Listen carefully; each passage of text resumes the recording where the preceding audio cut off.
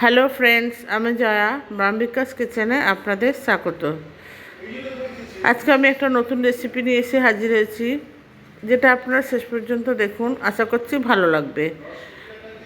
বন্ধু, যারা পুরনো বন্ধু, তারা আমাকে এতদিন যেভাবে সাপোর্ট করেছেন, সেভাবে আমার পাশে থেকে আমাকে শেয়ার কমেন্টস করে একটা ভিডিও লাইক দিয়ে আমার পাশে থাকবেন, আমাকে সাপোর্ট করবেন।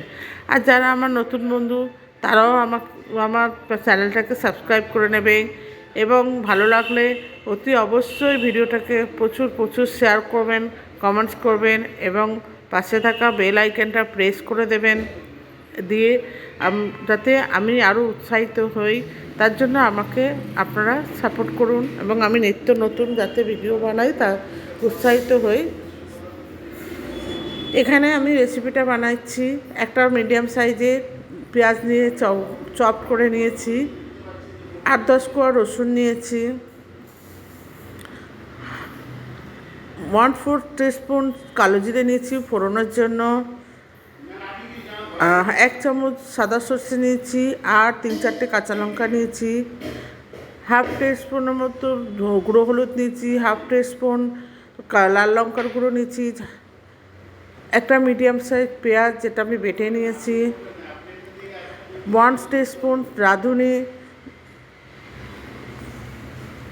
আর স্বাদ মতো নুন। এবার আমি একটা মিক্সচার বাউল নিয়ে নেবো। ওর মধ্যে সাদা সর্ষে, কাঁচা লঙ্কা, রসুন আর রাঁধুনি, এগুলোকে আমি একসাথে বেটে নেব। একসাথে মিক্সি বাউলের মধ্যে একটু পেস্ট করে নেব।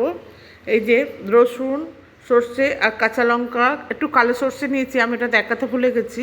এগুলো সব একসাথে আমি মিক্সিতে পেস্ট করে নিয়েছি। এবার কড়াইতে বসিয়ে দিয়েছি। এই যে এটা বেটে নিয়েছি, সাদা সর্ষে কালো সর্ষে। এবার আমি 3 টুকরো, একটা বড় তেলাপিয়া মাছকে আমি 3টে টুকরো করে নিয়েছি। তেলাপিয়া মাছের ঝাল তৈরি করব রাঁধুনি আর সর্ষে বাটা দিয়ে। এবারে এটা আমি নুন হলুদ ধুয়ে পরিষ্কার করে নিয়েছিলাম। এবার নুন আর হলুদ দিয়ে এটাকে আমি মাখিয়ে 10 মিনিট রেখে দেবো। দিয়ে এবার ওভেনে একটা কড়াই বসিয়ে দিয়েছি। কড়াইতে আমি কিছুটা তেল দিয়ে দেবো। আমি সরষের তেলে রান্না করছি, আপনারা সাদা তেলেও করতে পারেন, এটা সাদা তেলেও হয়, সাদা তেলেও করতে পারেন। সরষের তেলটা গরম হয়ে গেছে। এবার আমি মাছগুলোকে দিয়ে দেবো। মাছগুলো আমি এপিট ওপিট করে ভেজে নেব। সব কটা মাছ আমি তেলের মধ্যে দিয়ে দিচ্ছি। দিয়ে আমি এপিট ওপিট করে মাছটা পাল্টে দেবো। ওপিটটা ভাজা হয়ে গেছে, এবার পাল্টে দেবো।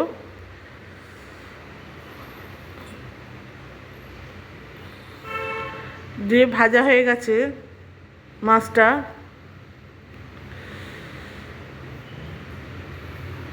আমি তুলে নিয়েছি, ভাজা হয়ে গেছে। এবার আমি ওই একই তেলের মধ্যে কালো জিরে ফোড়ন দিয়ে দেবো।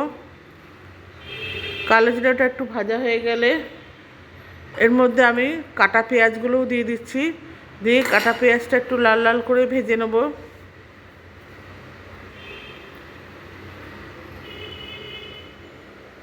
এখানে খালি পেঁয়াজটাই ভাজা হবে ভালো করে, বাকি সব অতটা ভাজা হবে না। এবার পেঁয়াজ বাটাটা দিয়ে দিচ্ছি, দিয়ে ওটাকেও আমি ভেজে নিচ্ছি। পেঁয়াজ বাটাটা ভাজা হয়ে গেছে। এবার দিয়ে দিলাম নুন আর হলুদ, দিয়ে এটাকেও একটুখানি ইয়ে করে ভেজে নেব। এবার লাল লঙ্কার গুঁড়ো দিয়ে দিচ্ছি।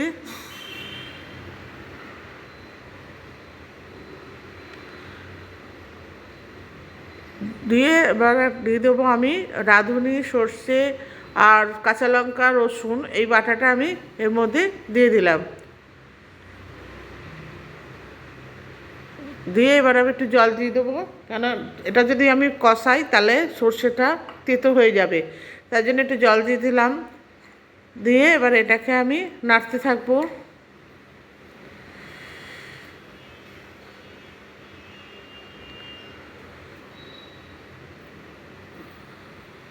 ভালোভাবে নেড়ে একটু ফুটে উঠবে।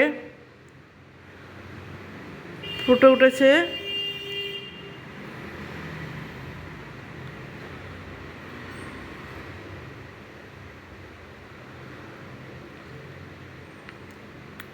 এবার আমি মাছগুলোকে অ্যাড করে দেবো।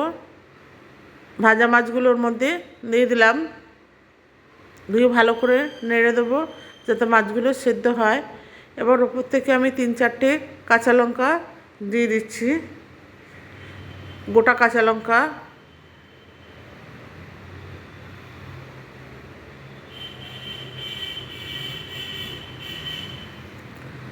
এবার এটাকে নেড়ে দিলাম।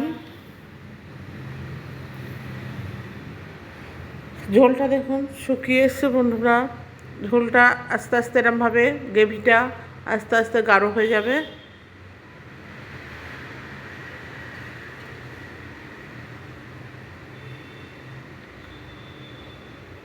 বন্ধুরা আমাকে এতদিন এভাবে সাপোর্ট করেছেন, যেভাবে সেভাবে আপনারা পুরনো বন্ধুরা আমাকে সাপোর্ট করবেন। আশা করছি ভিডিওটা আপনাদের ভালো লেগেছে। ঝোলটা আস্তে আস্তে শুকিয়ে যাবে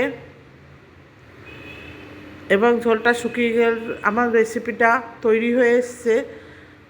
এবার আমি এটা সার্ভ করার জন্য একটা পাত্রে আস্তে আস্তে করে নামিয়ে নিচ্ছি।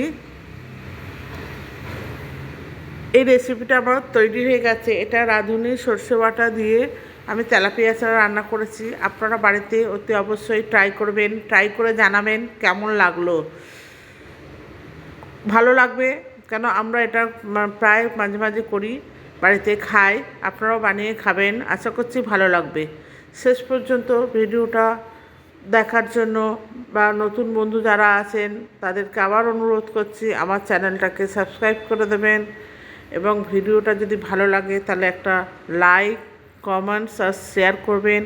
আর পাশে থাকা বেল আইকনটা অতি অবশ্যই প্রেস করবেন যাতে আমি যে নতুন ভিডিও দেবো সেটা সবার আগে আপনাদের কাছে পৌঁছায়। আপনারা যদি আমার পাশে থাকেন তাহলে আমি নিত্য নতুন ভিডিও আপলোড করার জন্য উৎসাহিত হব। এবার ওপর থেকে আমি একটু সর্ষের তেল ছড়িয়ে দিলাম। এটা পুরোপুরি, যেহেতু সর্ষে বাটার সাথে কাঁচা তেল খুবই ভালো লাগে। শেষ পর্যন্ত ভিডিওটা দেখার জন্য ধন্যবাদ।